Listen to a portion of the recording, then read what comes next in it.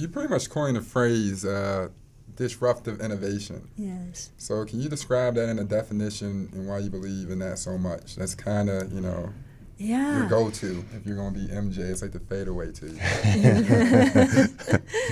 Thanks, Evan. Well, I don't think we coined the expression, but we are activating it. So the seeds for everything that is happening today were planted in the 20 years that ended in the tech and telecom bubble, right? And then there was the crash. So all the seeds were planted there. But the reason the crash happened is because the technologies were not ready. And even if they were kind of getting ready, the costs were prohibitive. So just to give you a good example of the second one, in 2003, but we were thinking about it in the late 90s. In 2003, the first whole genome was sequenced. We were able to understand all of the 6 billion bits of code in one person's body, so that we could understand what was going wrong. That cost $2.7 billion just for one person. And it took 13 years of computing power. We were not ready for prime time. But biotech was a big part of that bubble, right? The technologies weren't ready. We didn't get the cloud until 2006. We didn't have the two very big breakthroughs in AI, deep learning in 2012, and then transformer architecture in 2017-18. Those technologies were not ready for prime time back then, but capital flowed aggressively into them and shouldn't have. Today they are ready for prime time. We are starting to scale the 5 major platforms, which are robotics, energy storage, artificial intelligence, blockchain technology, and multi-omic sequencing in the life sciences space. And I know, Andre, you have a big interest in the healthcare space, and that's probably going to be one of the most the sectors most transformed by these technologies. So we believe they're scaling now, but and this is perfect investor psychology, and I'm very comfortable. People are scared. I'm comfortable as a portfolio manager because I would prefer to be investing in something controversial when there's a lot of FUD out there, fear, uncertainty, and doubt.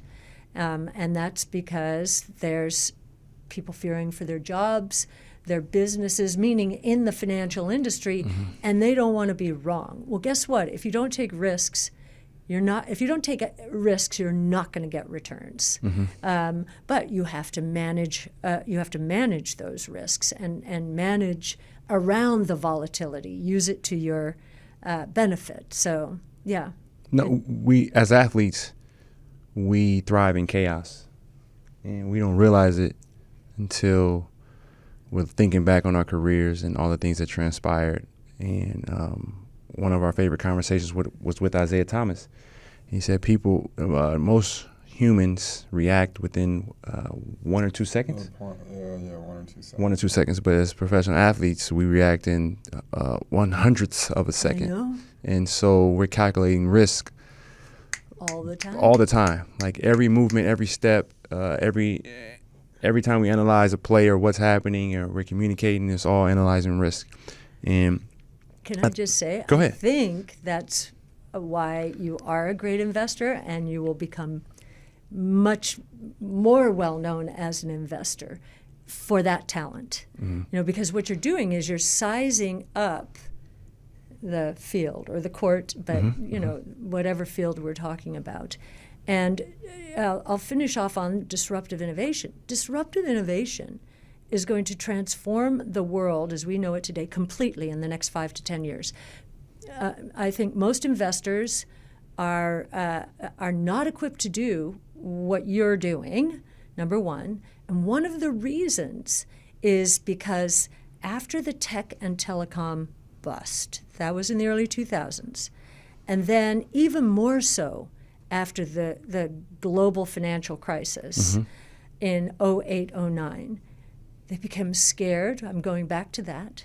And they began to think, okay, I have to invest in the public markets. I have to invest close to the S&P 500 or close to the NASDAQ Yes. or close to the MSCI World.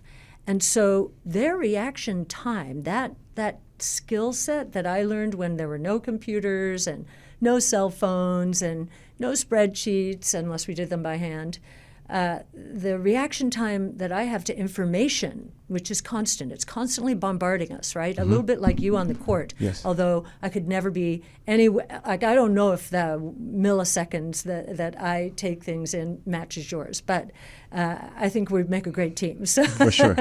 Anyway, you take all of that information in, and you need to make decisions quickly. The traditional world is losing that talent because it's letting an index lead the way. Indexes are all about what has already happened. The stocks at the top of those indexes are there because of their past success. But if we're right on disruptive innovation, that, again, is going to turn sectors upside down, inside out, people aren't going to recognize them in 5 to 10 years, that is exactly the wrong way to invest. So taking information in real time, constantly, every day. If you're in the crypto world, or we'll call it more the digital asset world, it's 24/7 now. So, right, it's not just 9:30 to 4 like the equity markets open. It's 24/7. So now that world is on steroids in terms of this reaction time.